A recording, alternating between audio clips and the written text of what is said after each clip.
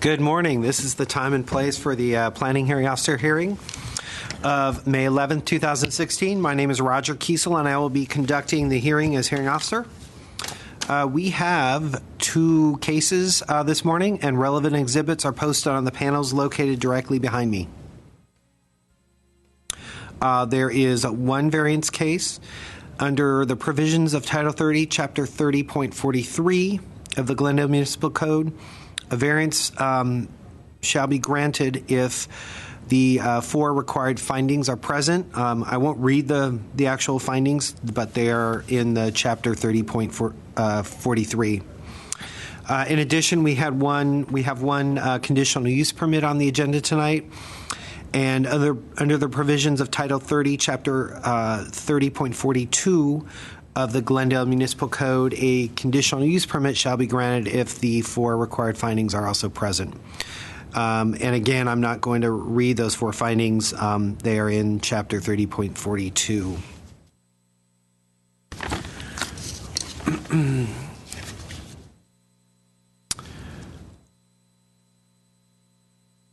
Public notice. Notification of this hearing was accomplished by the use of public notices which were mailed to property owners and occupants located within 500 feet of the subject property, physically posted on the site in question, and as well as placed in the local newspaper.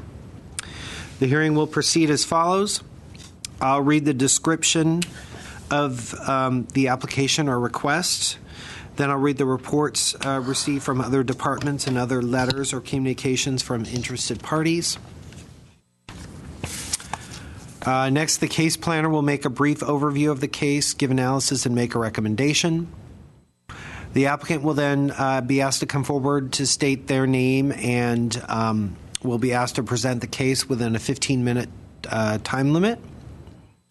Others in support or in opposition to the case will then be asked to come forward to speak, and they will have 3 minutes. Finally, the applicant will be given the opportunity to make closing comments if desired in response to the testimonies, and that is a five-minute time limit. The hearing will then be closed and the case taken under submission.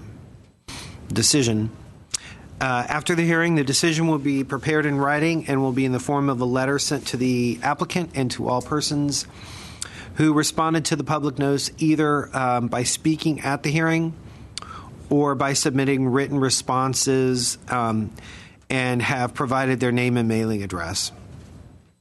The date of the decision will be the date appearing on the letter. Appeals. Under the provisions of Title 30, Chapter 30.62 of the Glendale Municipal Code, the decision may be appealed to the Planning Commission within 15 calendar days of the decision date. Anyone wishing to appeal may obtain forms and brochures on the procedures from the Building and Safety Section Permit Services Center located on the same floor of this building. If you wish to speak, please fill out one of these forms. Anybody deciding?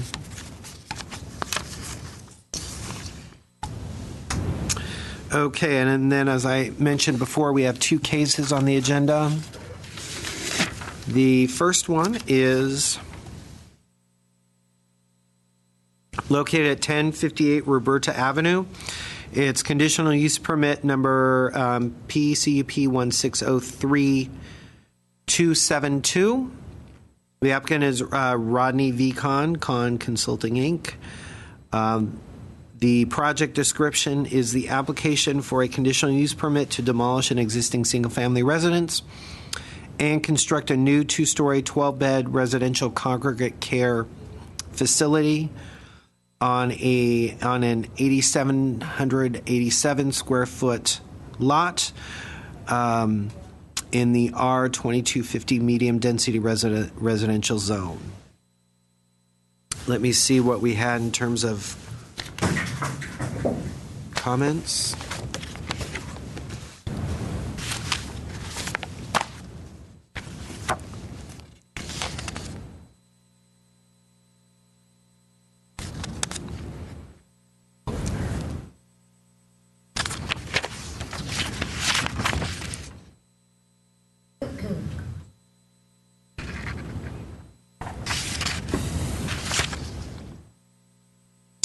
GWP look like they have just standard comments.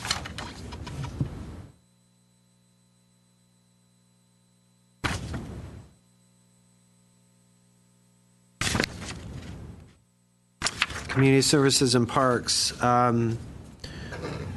states that the project is subject to the Public Use Facilities Development Impact Fee ordinance, so that has to do with impact fees on parks and libraries.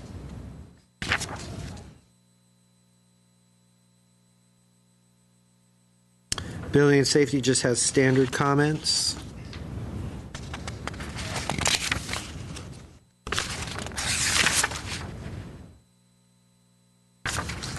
Engineering standard comments, and that was it. So why don't we, I'll turn to the staff member to give just a brief presentation and then turn it over to the applicant. Thank you. Good morning, Mr. Kiesel.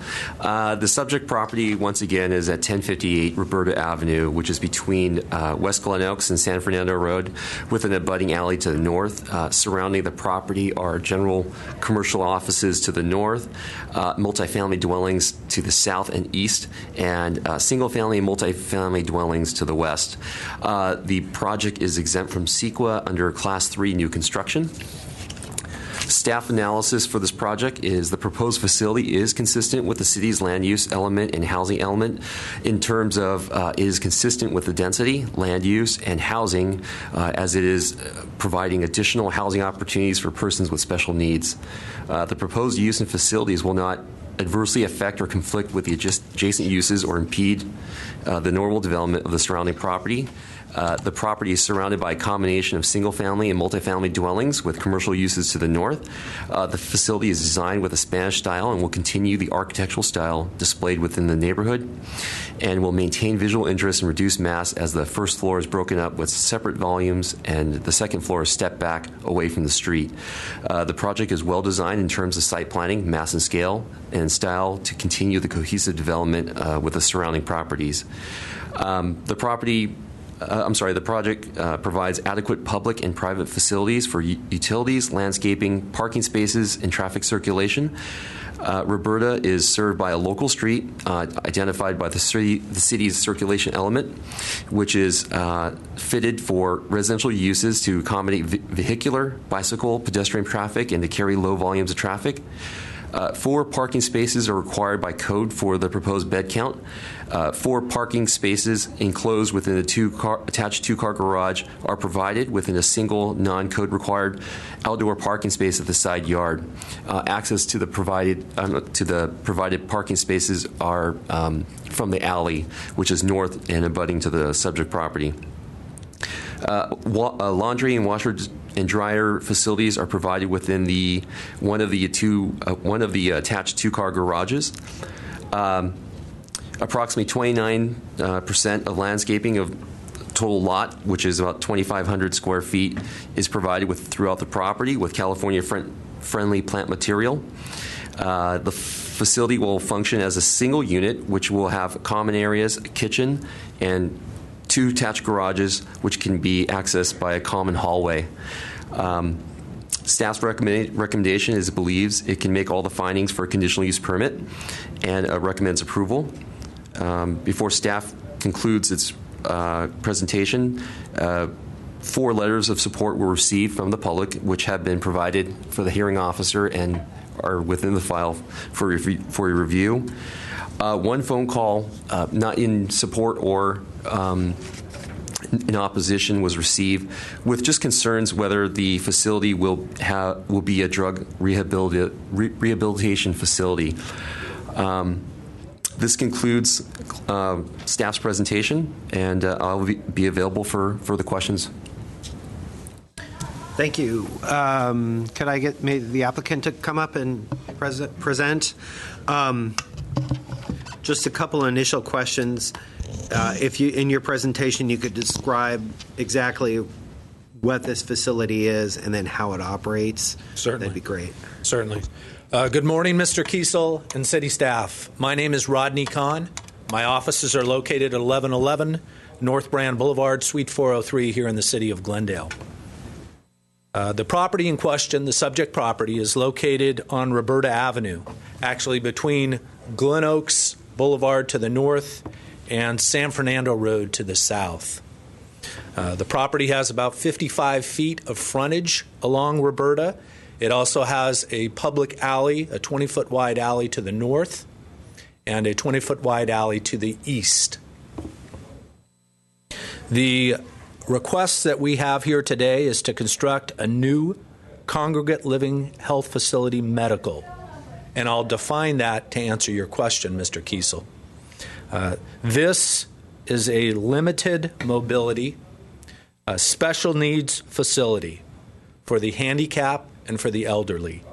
It is not, and let me emphasize, it is not a drug rehabilitation facility. It is for people with special nursing needs.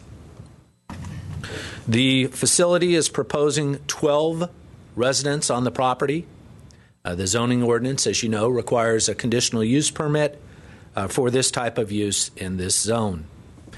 In fact, the use itself, if it had less beds, so there's a definition in the code that talks about different types of residential congregate care facilities.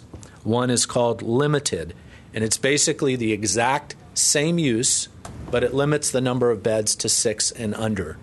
If this facility was that, there would be no public hearing. It is a by right use. The reason we're here today is because the number of beds exceeds 6. The development of this property as a congregate living health facility will be consistent with the goals and policies of the housing element that emphasizes the need to create these types of housing opportunities for all segments of our community. The land use element of the general plan and the language in the zoning code allows the specific land use with conditions. The circulation element, as pointed out by Mr. Joe, classifies Roberta Avenue as a neighborhood street that can easily accommodate the proposed congregate living health facility. In addition, it's important to point out this use is part of the City of Glendale continuum of care and serves an important and underserved segment of our community. The next finding that's required to be made is related to the use and its associated structures and facilities not being detrimental. The California Department of Aging, the CDA, is the governmental agency that administers programs that serve the adults, older adults, and people with disabilities in long-term care facilities throughout the state. The CDA program will be regulating this new facility. It would be part of and support the special needs and the individuals who live and try to live as independently as possible. The project as designed complies with all the development standards for the zone, the density, the height, the number of stories, the setbacks, open space, lot coverage, parking, all comply with these standards. In addition, the new construction will meet the Uniform Building Code, Fire Code, Engineering. It will also be handicap accessible, wheelchair accessible to meet the Glendale Municipal Code requirements. The proposed project, the design, we think is a beautiful design. We think it will greatly enhance the aesthetics of this neighborhood and add to the fabric of our city. As pointed out by staff, and I'll hand to you as well, we have some letters of support from property owners, residents, and tenants from the area. Oh, thank you.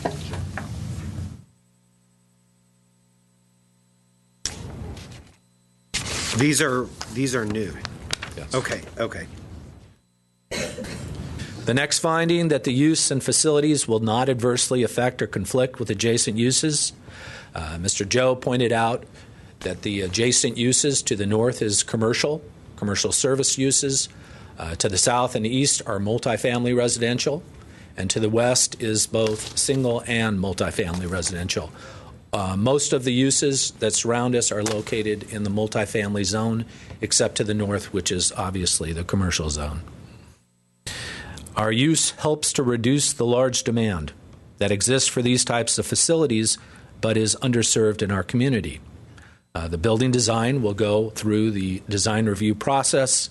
It's been strategically located on the site so that sufficient setbacks to create the necessary air, light, and ventilation between buildings.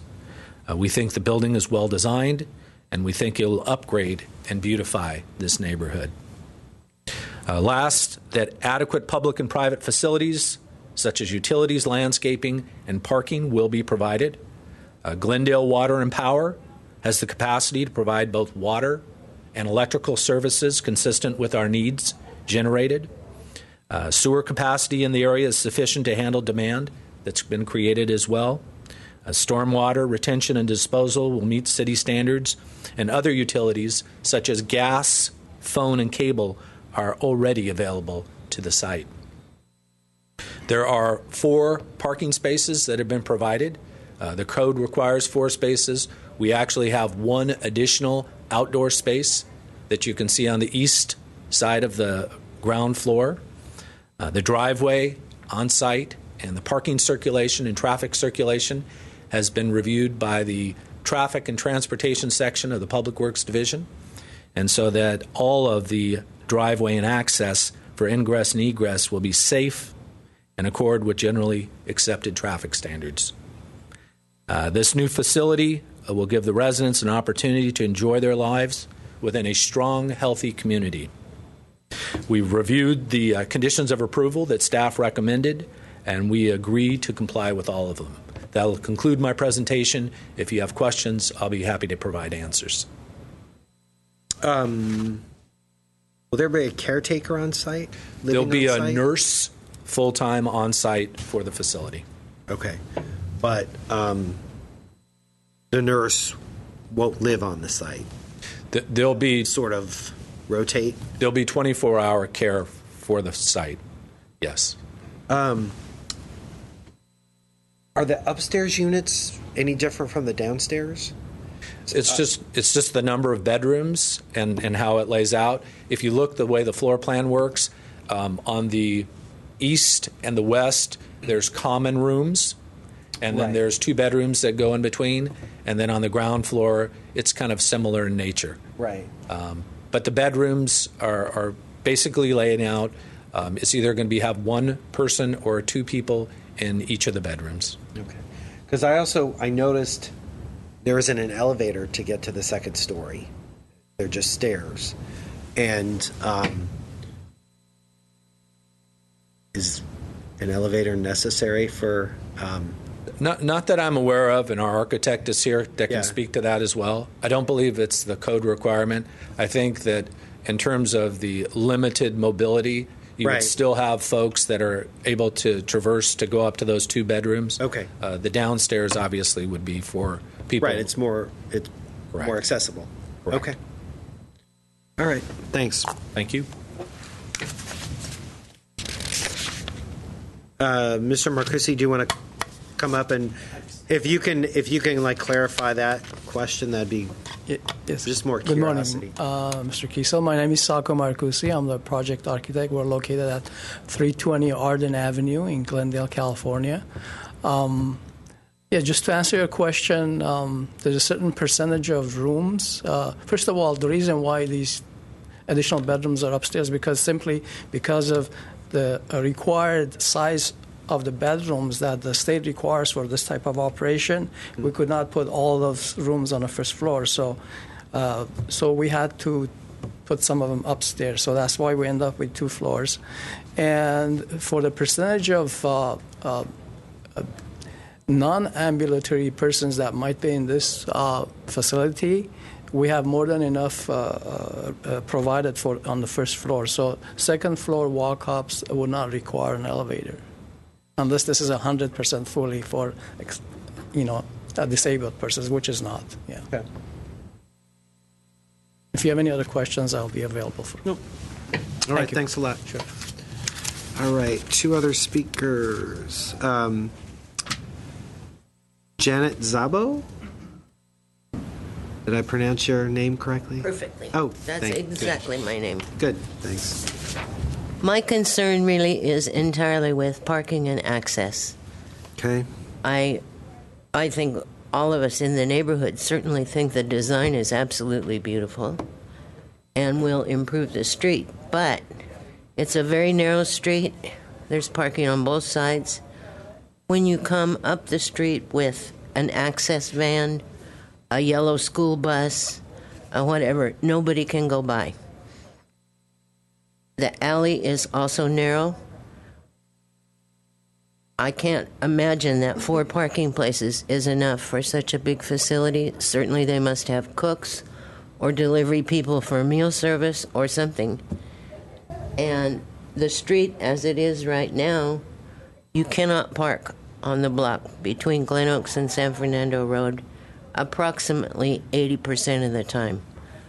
We have restaurants on San Fernando Road that have, both of them are banquet hall facilities.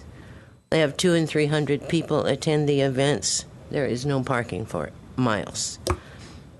So that's my concern. I would assume that whoever lives in this facility will have family visiting and medical people visiting them, and I don't think there's enough parking.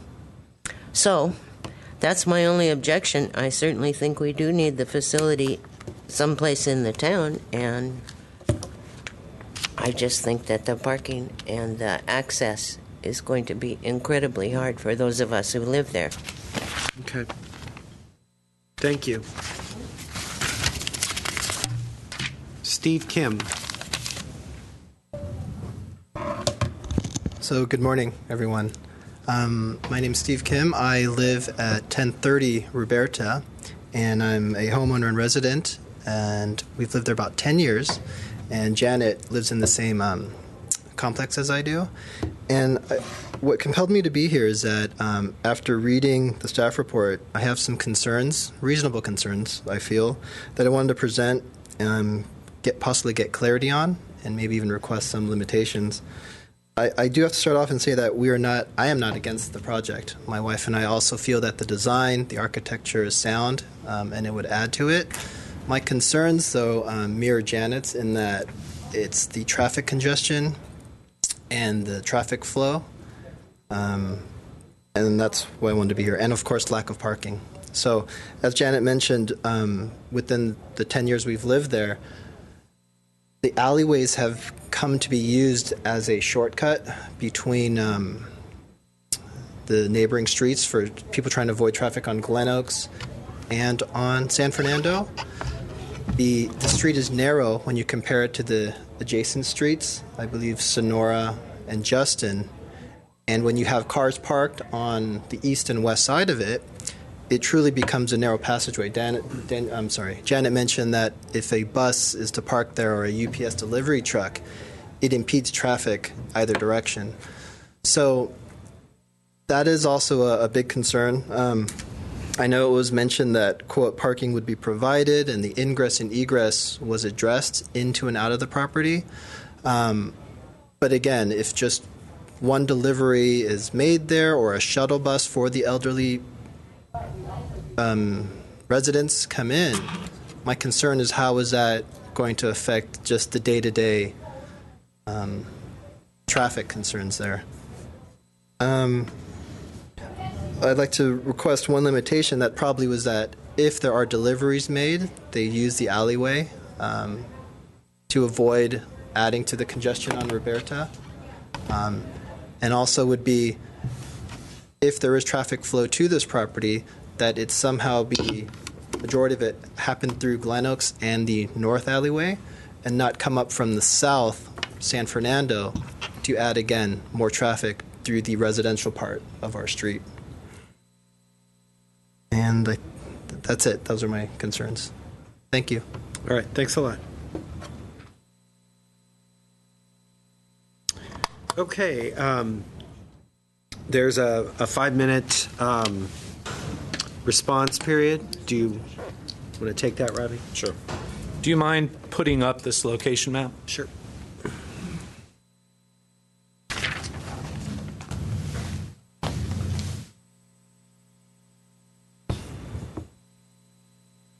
Thank you. Once again, Rodney Kahn. The parking and access, and I'll try to address your concerns and your comments. First of all, the reason I wanted that map, that location map up, is you'll see that, as I made in my presentation, to the north and to the east is an alleyway. And it's a full 20-foot wide alley. Our access into our parking is coming off of the alley. It's not coming in off of Roberta. It's coming in off of the alley. So in terms of circulation for Roberta, that's probably the best location in terms of not further impacting the street. In terms of deliveries, in terms of everything else, it would come in off of the alley, not in off of Roberta. That's one thing. The second thing, as it relates to parking, as I mentioned, the code requires 4 parking spaces. We are providing 4 enclosed parking space plus 1 additional parking space, and it could be used for van accessibility, it could be used for deliveries, it could be used for a whole host of things, guest parking, things like that. So we're not providing the minimum, we're providing an additional parking space over and above the 4 that are required. In terms of deliveries, our deliveries would be off of the alley. Visitors would be parking and coming in off of the alley to that additional space. We do have a full-time nurse in terms of being, as you questioned earlier in the presentation, but in terms of the other parking that's available, that other parking will be available. Unfortunately, the residents are not driving, or fortunately, however you want to look at it, so we don't need car storage for them. Is that a requirement, or it's just the nature of the nature of needing full-time medical care and their needs prohibits them from having their own vehicles. That's correct. So we will have additional parking all of the time for people to be visiting, and we hope that they do get visitors. How many full-time staff members will there be at any one given time? Either I turned to the owner, and he mentioned either 1 or 2 full-time staff members for the residents. So a nurse, and then it could be 2 nurses. It could be a person that's providing a cook, something like along those lines. Yes. So we should have sufficient parking plus for our facility. Okay. And those were the only comments I heard related to parking and traffic circulation. And once again, we've been working with the city's traffic and transportation section to make sure that this parking and the circulation works and is approved and accepted by the city. That'll conclude my remarks. Thank you very much. Okay. Hold on 1 second. The 5th parking space is here, correct? That is correct.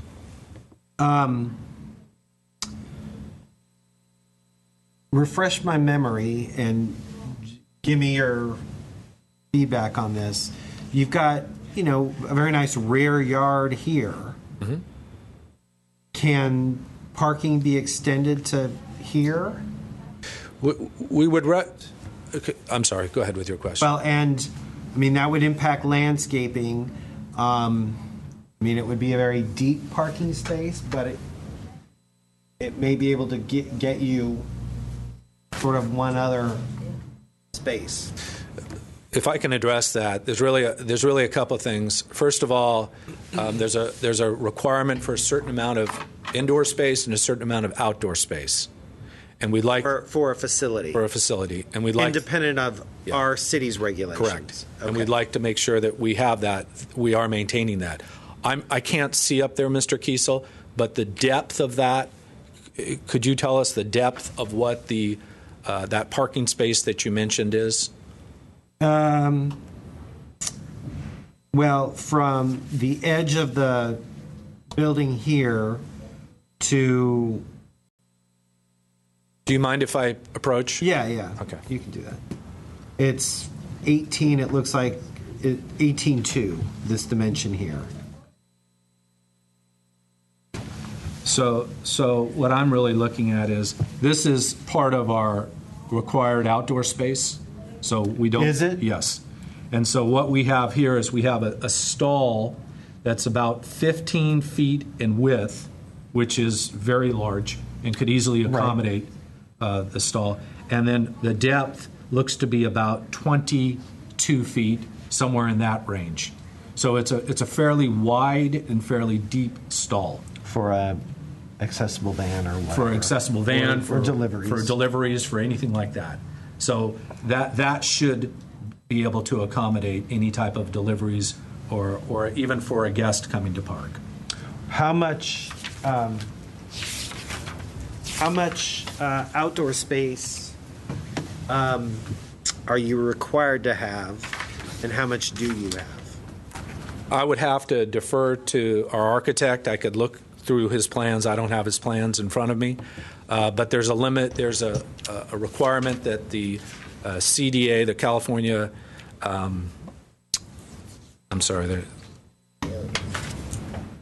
California, thank you. California Disabilities requirement has. I don't know it off the top of my head, but we kind of laid out the project so that both the indoor space and the outdoor space were meeting the minimum. Mr. Kiesel, if I can kind of chime in here, the residential care facility is built by the multifamily chapter, which it requires 40 square feet per unit, and then a common outdoor space of 200 square feet per dwelling unit. Because the residential care facilities function as technically one unit with many rooms and many beds, he's providing common outdoor space for more than is required, which is technically one, but he has access for the ground floor, and I believe there's balconies on the second floor as well. And he also meets the sufficient common outdoor space for one unit because it is technically one unit which has a shared common hallway which has access through each bedroom, all the garages, the kitchen, the laundry facilities, and common outdoor areas. So I hope that brings clarity. What's the minimum landscape area? 25%. And what are they providing? 29%. To add to what Mr. Joe said, so that's the city requirements. Right. There's also a state requirement, is what I was referring to. So you have both requirements. We're not far exceeding our requirements. If anything, we are slightly exceeding our requirements with open space and outdoor space, which we think is a good thing. Right. There's a balance there. Does the architect know those numbers? Not right. Okay. But I think we're very close to the minimum level and Okay. in terms of open space. All right. Anything else? No, that we request that you approve our application and allow us to move forward with the project. All right. Thank you. Thanks. I will close the public hearing on this project and try to render a decision in the next couple weeks. Thank you very much.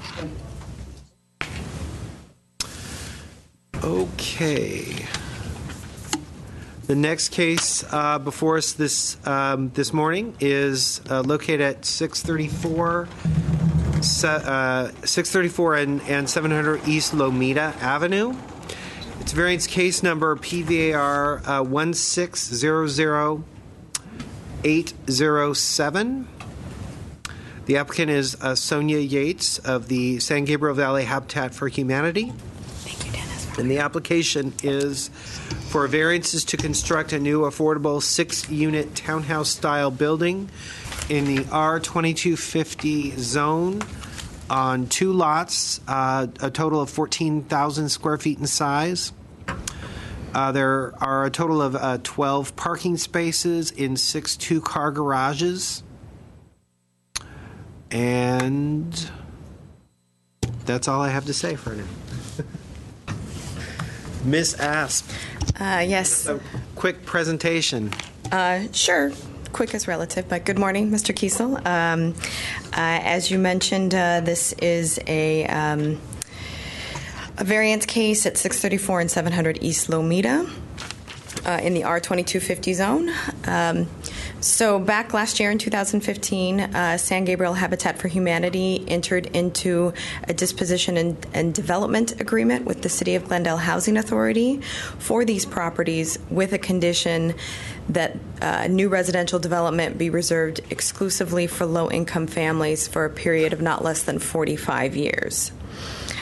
As you mentioned, this project site consists of two relatively flat lots, rectangular in shape, totaling 14,000 square feet in size.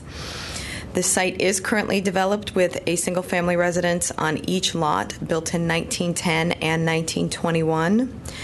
A historic resource report was prepared for the existing properties that found them not to be a resource under CEQA. Together, the site has a total frontage of 100 feet in width and 140 feet in length. The project site is surrounded by multifamily uses on all sides. The project qualifies for reduced parking ratios contained in Chapter 30.36 of the Zoning Code, which are consistent with state density bonus law. Under this section of the code, the project requires 2 spaces per unit, inclusive of guest and accessible parking. The applicant is proposing a total of 12 parking spaces that will be provided in 6 individual 2-car garages with direct access to each unit. As designed, the applicant is requesting standards variances to construct 6 affordable townhome-style units in 2 buildings to allow, the variances are to allow parking at the ground level within individual garages and not within a subterranean or semi-subterranean garage. It's also asking for interior setbacks of 5 feet at the first and second floor, where a 5-foot minimum, 8-foot average for the first residential floor, and an 8-foot minimum, 11-foot average at the second floor is required. Third, it's requesting locating a trash enclosure with no interior setback, where a 5-foot minimum is required. And finally, requesting that the individual 2-car garages be allowed with a minimum interior dimension of approximately 19 feet by 18 feet, where the required interior dimension is 20 feet by 20 feet. As I mentioned earlier, these lots are slightly smaller than the average depth at 140 feet instead of a more typical 150-foot size that we typically see throughout the city. This relative shallowness impacts the ability to design a functional project suitable for families while also providing amenities which might otherwise meet or more closely approach code standards. The zoning code requires that when more than 4 units or more than 1 dwelling unit for each 2,500 square feet of lot area are proposed on a single lot, all required off-street parking be provided in subterranean or subterranean garage. By code, the project would be required to provide parking in a subterranean or semi-subterranean garage because there are 6 units. But placing the garages at grade creates many benefits for the project, including facilitating an overall lower scale project design, with 4 units in the front building having a direct access or direct frontage to the street, thereby creating a more pedestrian-friendly appearance. This section of the code further requires that projects utilizing a garage design that is not subterranean provide direct access to the unit and a minimum 25% of the total unit space be on the ground floor. This project has been designed to more than meet this requirement by providing about 41 to 43% of the unit's living space on the ground floor. Further, the code seeks to prevent large, highly visible on-grade parking areas because they do not promote a pleasant pedestrian environment. And as you can see by the site plan, all of the parking is tucked behind the building or screened from the street. As for the required interior setbacks, applying the wedding cake style interior setbacks places further restrictions on the habitable space of each unit. As I mentioned, the wedding cake style, or the setback averaging, which is an increased distance from the building to the property lines at each story, applying that to this project would result in the loss of living space not only on the ground floors, but also the loss of bedrooms on the second floors. The project provides a straight minimum 5-foot setback on the first and second story. The units are attached in 2 buildings, and the 6 units have been designed on the site to create a low-density townhouse-style development that appears less massive and is more intimate than a more traditional stacked unit configuration. 4 of the 6 units are attached in the front building and directly face the street. They are 2-story townhouse-styled units, each with front patios and individual attached garages tucked behind. 2 additional units are in the rear building, are also 2-story townhouse style, and offer attached individual garages located directly across from the garages of the front building and are concealed from street view. The proposed site plan, the parking, the driveway configuration, and required landscaping, coupled with the property having a slightly smaller than average depth of 140 feet, limits the area available for both ground floor living space and at-grade garages. Therefore, the proposed individual garages are designed slightly smaller at 19 feet in depth by 18 feet wide, instead of the 20 by 20 interior dimension. The required minimum garage door width of 16 feet is provided, as well as a generous 26-foot backup distance. The intent of the city's minimum interior garage standards are to ensure that 2 cars can adequately access and utilize covered and enclosed parking spaces while allowing for minimal storage. As proposed, it's anticipated that these smaller dimension garages with code-required garage door widths and backup maneuvering room will be able to provide sufficient space to access and accommodate 2 parked cars. Again, with the proposed site plan layout, this limits the area available to locate a trash enclosure outside required setbacks. From a site planning perspective, providing a driveway, the space needed to access the 6 garages, and provide a location to commonly access trash purposes for all units, left no other space to locate a trash enclosure. So it is proposed that at the end of the drive aisle against the east property line would be the best location. It is it's a location that would not compromise general circulation, and generally speaking, the purposes of setbacks is to ensure that the use of the property does not infringe on neighboring properties and allows room for adequate air, light, and ventilation.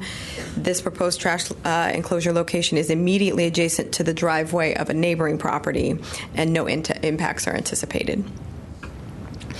Granting these variances would not be contrary to the objectives of the ordinance and providing a multifamily residential project that is pleasant, inviting, and efficient, and that the considerations of amenities and attractiveness are appropriate in the promotion of the health, safety, and general welfare. Staff feels the project has been designed to be consistent with the surrounding developments and therefore promotes an attractive, healthy, and safe environment for future tenants as well as the surrounding community. The R2250 zoning designation is intended for multifamily residential development. Given the unusual size and the affordable restrictions that will be placed on the property, there are exceptional circumstances and conditions that apply to the property that do not apply to other property in the same neighborhood. Staff was able to justify all 4 required findings of fact for the variance and recommends the request be approved. This concludes my presentation about the project, and I'm available for any questions. I will point out that we did receive an email that should be in the file, a letter of support for this variance application. Abundant housing? Correct. Got it. You know, I don't think the photo on the screen is the right. Oh, no. I think it's Pivot maybe behind the you. opposite side of the street. There we go. Okay. Thank you.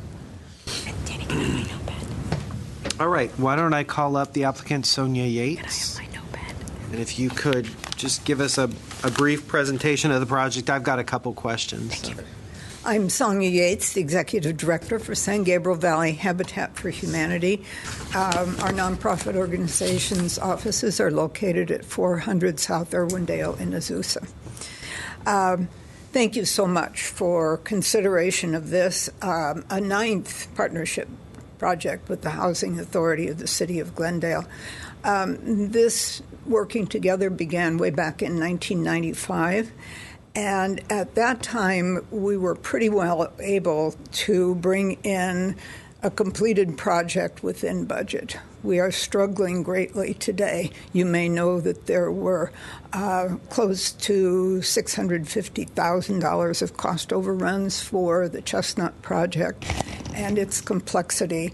And our board struggled with an approval of this project for over 2 hours as to whether to enter into it or not, much as there is a great need in the city for affordable housing. And the reason for that struggle was that there is a known subsidy on our part in addition to the granted subsidy by the Housing Authority for the expense of building these homes. We think that they're very well designed. Habitat's mission all around the world is to build simple, decent housing. And we balance that with all of the requirements in our urban areas, and we understand why you want what you want, but it's very difficult to come in within an affordable price, given that. So the typical standard for square footage in the United States for affordable housing built by Habitat is 1,250 square feet, and these are approximately that. We know that there is a huge need here in Glendale because we just completed 6 outreach meetings, and over 700 people came. Some of these meetings were held right here in this room. And we talked with the people about their circumstances. They're living in places that are overcrowded, they're rent burdened, and we want to be of service, and we want to continue our partnership in meeting the needs that are here locally. I understand that there was a question about possibly increasing the depth of the garages. Right. I just... a couple questions regarding the garage sizes. You've got all the garages are both non-code compliant in terms of the width as well as the depth, and particularly, I mean, this is a very wide open area, and it seems like you could just increase the sizes, the depths of these garages, and still get a very nice, wide, usable driveway. So that was one. The other thing is, I understand these units here, but this is also a fairly wide driveway, and you may be able to get additional width, at least on some of these garages, by reducing this a little bit. Do you have a...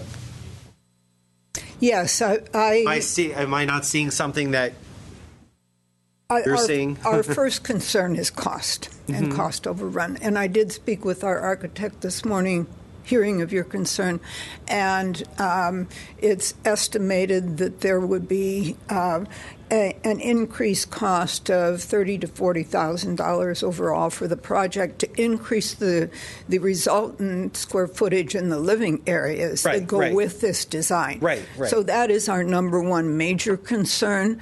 I have sent a message to Mike Fortney about an additional subsidy from the Housing Authority to cover that. Have no guarantee that would be in the cards, and it really does create a hardship for Habitat for Humanity to keep absorbing costs that we cannot recover. So it would be a $40,000 increase spread out over 6 units. For the whole project. Right. Yeah. Which is already, we're operating in the red by over $200,000. So it would be roughly $7,000. About 8,000 per unit is Okay. what I estimate. I mean, Okay. you know, this is Okay. quick estimation Sure, yeah. because we've just heard of the situation. But for the cost reasons, and we also don't know about turning radiuses. I don't know, Kristen, if you have additional comments. If we were to shrink some of that area, does that have an impact? Or percentage of landscaping? Just quickly looking at the driveway design, for radius purposes, I don't think there would be an issue at 26-foot backup, which exceeds the code standard for backup there. I think there would be room, so I don't think there would be a compromise in the turning radiuses should it be required that they be enlarged. So cost becomes the major concern for our organization. And it's just simply the incremental foot or whatever. That's correct. That's increase I was estimating it would jump from 1,250 to 1,280, 1,290 per unit. The size. Yeah. And that is beyond what the intent of Habitat is to provide in terms of affordable housing. They target about a 1,250 square foot no more unit than 1,250. 3 bedrooms. That's correct. That's what we typically build. Do you have a target size for 4 bedrooms? We don't build 4 bedrooms. You don't.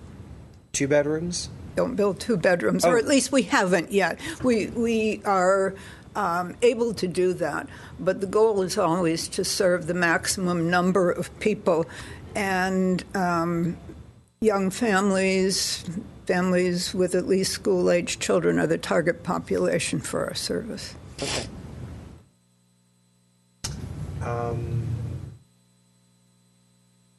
I think that's all. Those are all the questions I had. Okay, so I would then just conclude by asking that this be approved as presented. Okay. Thank you. All right. This is the only speaker card I have on the case. Sir, were you interested in speaking? No. Okay. All right.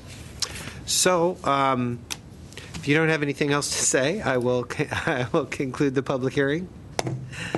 And I will take this case under submission. And we don't have anything else on the agenda, so I will also close the meeting. Thank you.